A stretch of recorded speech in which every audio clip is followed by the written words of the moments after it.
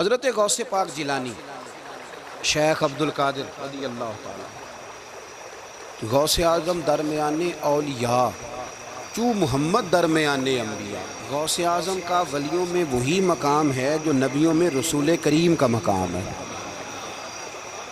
حضرت غوث پاک رضی اللہ تعالیٰ عنہ کو اللہ نے بڑے اعزازات سے نوازا۔ ایک اعزاز اللہ نے یہ دیا کہ ماں کی طرف سے حسینی ہیں، باپ کی طرف سے حسنی سید، نانا بھی اللہ کے ولی، دادا بھی اللہ کے ولی، پھوپھی بھی اللہ کی بہت بڑی ولی ہے، بہت بڑی ولی۔ والد گرامی، آپ نے وہ سیب والا واقعہ تو بڑا ہی سنا ہوا ہے، اس طرف تو میں نہیں جاتا۔ ماں بھی اللہ کی بہت بڑی ولی ہے۔ یہ اللہ نا اسباب بناتا ہے، خود ماحول بناتا ہے۔ آپ کے جو والد گرامی تھے ان کا نام تھا ابو صالح سید موسیٰ جنگی دوست رحمت اللہ علیہ۔ بادشاہ کے کچھ سپاہی تھے جو مٹکے اٹھا کے جا رہے تھے، اور مٹکے تھے شراب کے بھرے ہوئے، مٹکے اٹھا کے جا رہے تھے۔ حضرت سید محمد موسیٰ جنگی دوست رحمت اللہ علیہ بھی قریب سے گزرے۔ یہ کیا ہے بھائی؟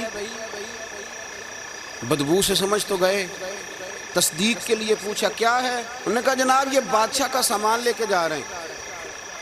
آپ تو جھنڈے والی گاڑی کو ویسے نہیں نہ پوچھ سکتے، سوال ہی نہیں پیدا ہوتا۔ آپ چونکہ جمہوری لوگ ہیں، آپ نے تو بس دفتر بنانا ہے، جب الیکشن ہوگا نا اپنے دروازے کے سامنے سارے محلے سے لڑائی لینی ہے کہ ووٹ میرے آ کے دیں۔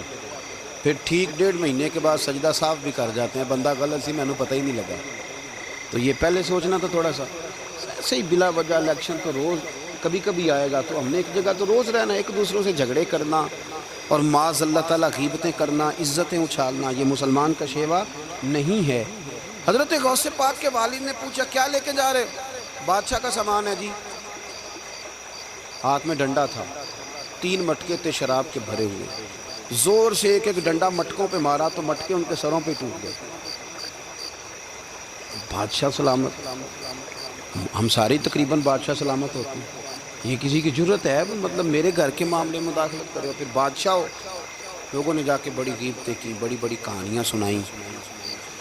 اس نے تو توڑ دیا جی مٹکے آپ کے، نے کوئی حال نہیں چھوڑا۔ تو بادشاہ کہنے لگا بلاؤ سید موسیٰ پاک جنگی دوست رحمت اللہ علیہ کو بلا لیا۔ تو کہنے لگے بادشاہ تمہیں پتہ تھا مٹکے کس کے ہیں؟ آپ فرمانے لگے پتہ تھا مجھے۔ کہا کیوں توڑے؟ فرمایا اس لیے توڑے کہ مجھے تیرے اوپر رحم آ گیا تھا، تو اگر شراب پیے گا تو دوزخ میں جلے گا، مجھے رحم آیا تھا میں نے توڑ ڈالے۔ وہ کہنے لگا آپ کون ہیں؟ آپ فرمانے لگے میں محتسب ہوں، میری حساب کتاب لینے کی ڈیوٹی ہے، محتسب ہوں، غلط آدمی کا حساب کروں گا۔ تو بادشاہ کہنے لگا کس نے ڈیوٹی لگائی آپ کی؟ فرمانے لگے میری ڈیوٹی میرے رب کریم نے لگائی ہے، میری ڈیوٹی اللہ نے لگائی۔ تأمرون بالمعروف وتنہون عن المنکر، مسلمان کے ذمے ہے اچھائی کا حکم دے گا، برائی سے روکے، یہ ذمہ داری ہے میری، اللہ نے ڈیوٹی لگائی ہے۔ بادشاہ پہ اتنا روب طاری ہوا کہ کہنے لگا حضور آپ کی بڑی مہربانی، آپ نے یہ کام کیا۔ کہنے لگا جناب اگر آپ اجازت دیں تو میں بھی آپ کو محتسب نہ بنا دوں، آپ میرے وزیر بن جائیں، کوئی بندہ اس طرح کا کام کرے تو اسے روکیں۔ تو آپ فرمانے لگے نہیں، تو اپنی نوکری سنبھال کے رکھ، جسے اللہ ڈیوٹی پہ لگائے اسے پھر بندوں کی ڈیوٹیاں نہیں کرنی چاہیے۔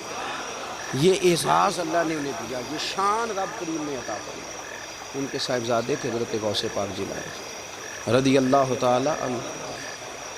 اللہ تعالیٰ نے جب کسی شخص سے کام لینا ہوتا ہے تو اللہ اس کے لیے اسباب بھی خود ہی پیدا کر دیتا ہے۔ علامہ اقبال اپنے استاد کی بڑی قدر کرتے تھے، شمس العلماء کی۔ تو ایک دن حضرت شمس العلماء سے کہنے لگے استاد جی آپ کی مہربانی سے پڑھ گیا ہوں۔ تو فرمانے لگے پتر تیری کلاس میں تو 250 لڑکا تھا، میری مہربانی تو سب پہ تھی، پر سارے تو اقبال نہیں نہ بنے۔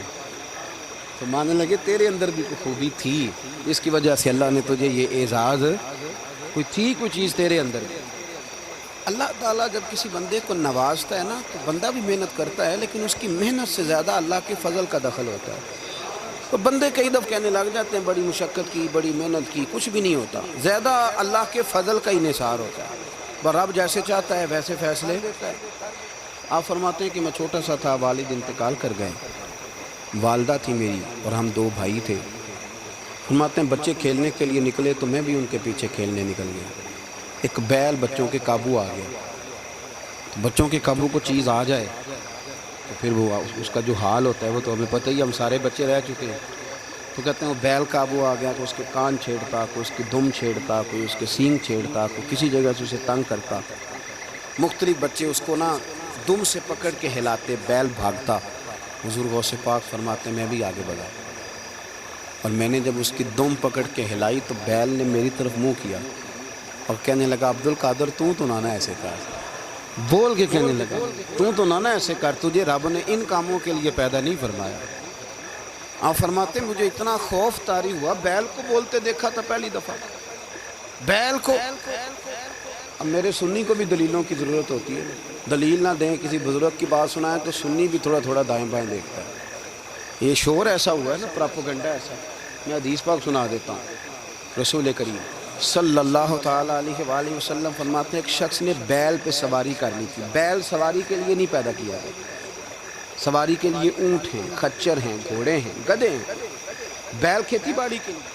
اس شخص نے جب بیل پہ سواری کی تو بیل پیچھے مڑ کے دیکھنے لگا اور کہنے لگا یار تو بڑا بیوقوف. بول کے کہنے لگا مجھے اللہ نے سواری کے لیے نہیں پیدا کیا، میرے سے وہ کام لے جس لیے میں پیدا کیا گیا ہوں. تو بندہ ڈر گیا، کہنے لگا بڑی حیرانگی والی بات نہیں کہ بیل بولتا ہے. تو بیل پھر بول پڑا. کہنے لگا اس سے بھی زیادہ حیرانگی والی بات ہے.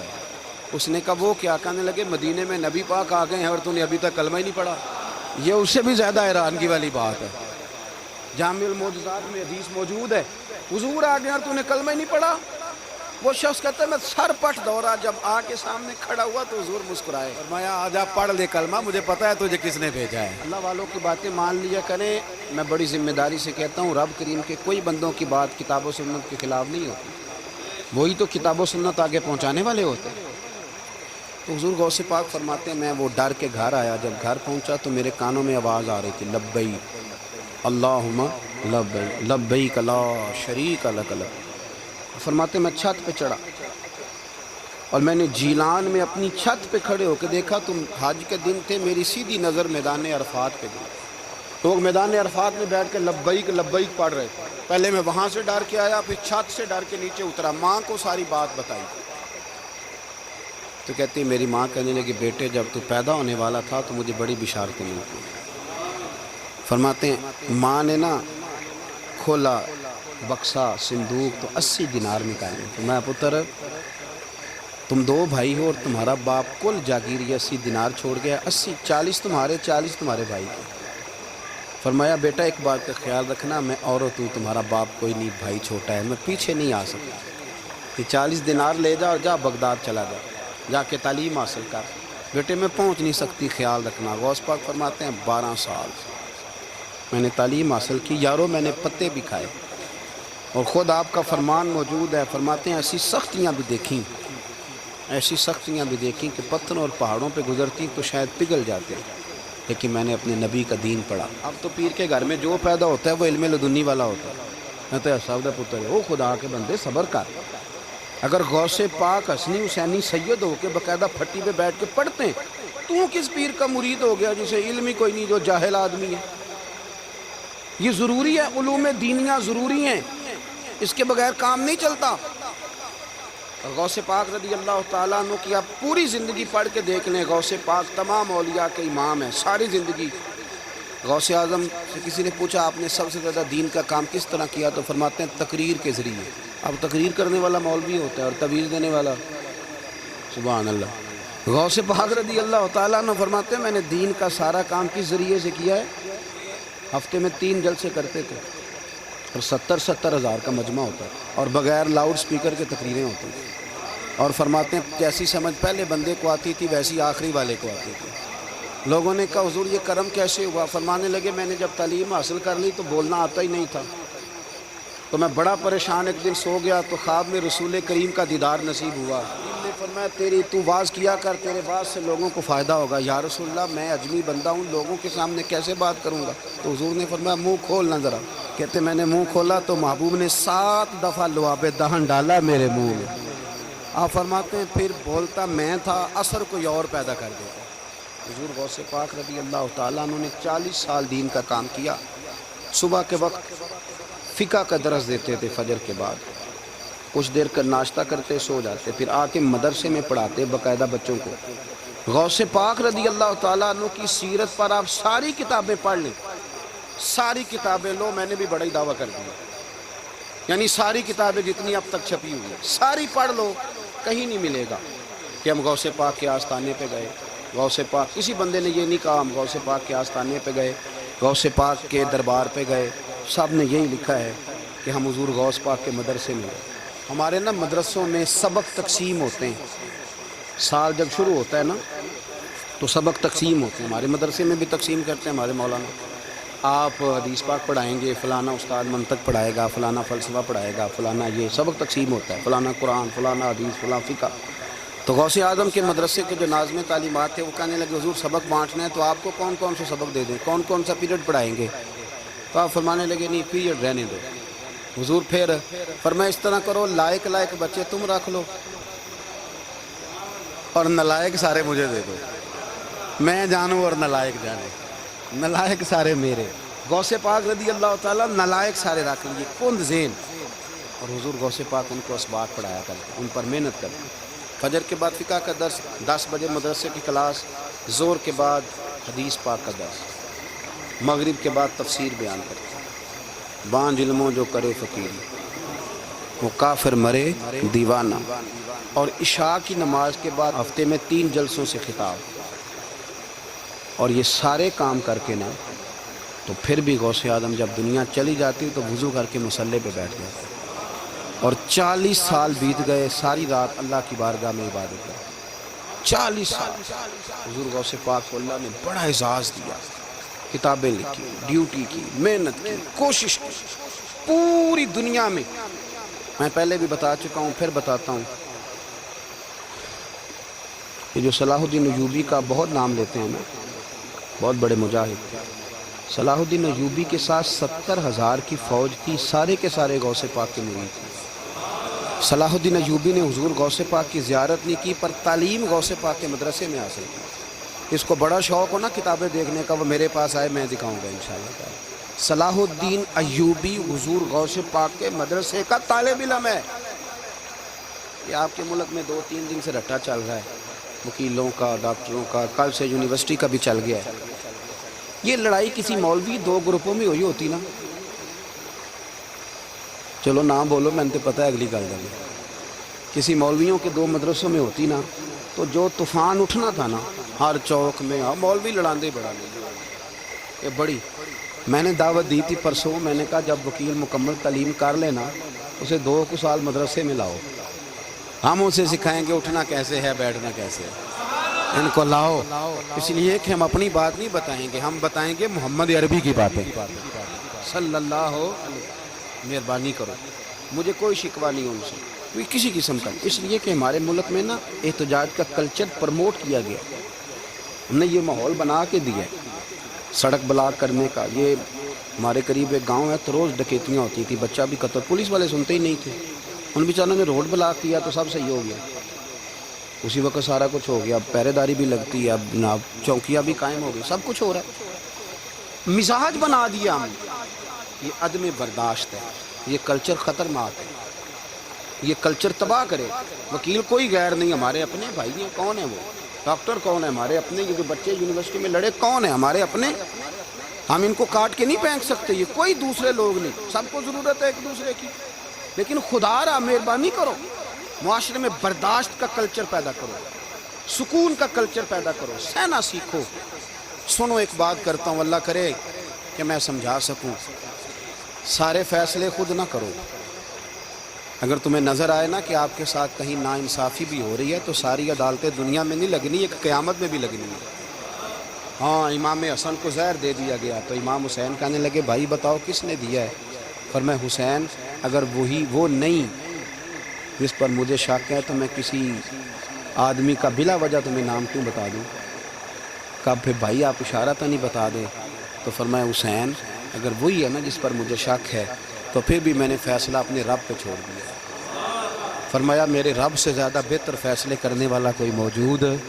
کچھ فیصلے اللہ پہ چھوڑ دیں، آپ یقین کریں آپ کو بڑا ہی مزہ آئے گا، آپ کو سکون آئے گا زندگی میں۔ کچھ فیصلے اللہ پہ چھوڑو، برداشت کا کلچر پروموٹ کریں اس وطن کے اندر. یہ بڑا پیارا ملک ہے, اس میں برداشت کا کلچر پیدا کریں.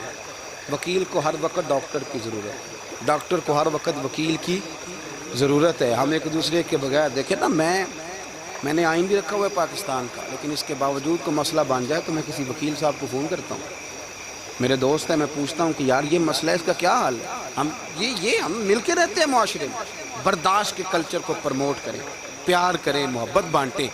یہ وطن ہے, اس کو مل کے سنواریں گے تو انشاءاللہ تعالیٰ یہ رسول اللہ کے دین کا قلعہ بنے گا بڑا مضبوط. اس سے پیار کریں. مثبت غلط بات ہے تو اس کو آپ سمجھائیں, اس پر تبلیغ کریں, لیکن یہ نہ کریں کہ آپ عدم برداشت کا ماحول پیدا کریں. حضور غوث پاک رضی اللہ تعالیٰ عنہ دین کا کام. ایک بات, اللہ والوں کے پاس لوگ دعاؤں کے لیے جاتے ہیں. کیوں جاتے ہیں؟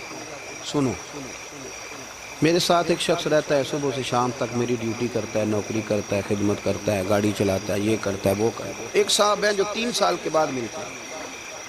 تو وہ جو 3 سال کے بعد ملتے ہیں وہ شکوہ کرتے ہیں کہ پیر صاحب اس کی بات زیادہ مانتے ہیں. پیر صاحب اب کدھر جائیں, یہ سارا دن پیر صاحب کی مانتا ہے. نہیں سمجھ آ رہی ہے آپ کو بات؟ یہ مزاج ہے نا جی.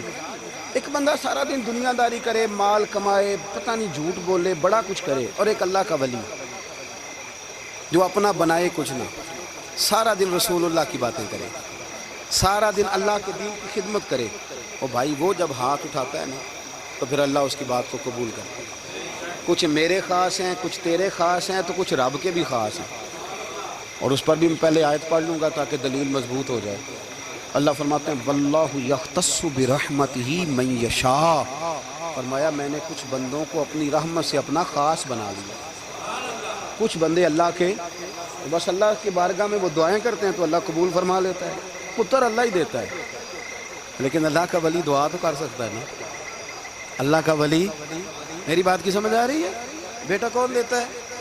اللہ. حضرت محدث اعظم رحمۃ اللہ علیہ کے پاس ایک شخص نے آ کے کہا جی ولی اللہ بیٹا دے سکتا ہے؟ آپ فرمانے لگے ولی اللہ اللہ سے ملا سکتا ہے؟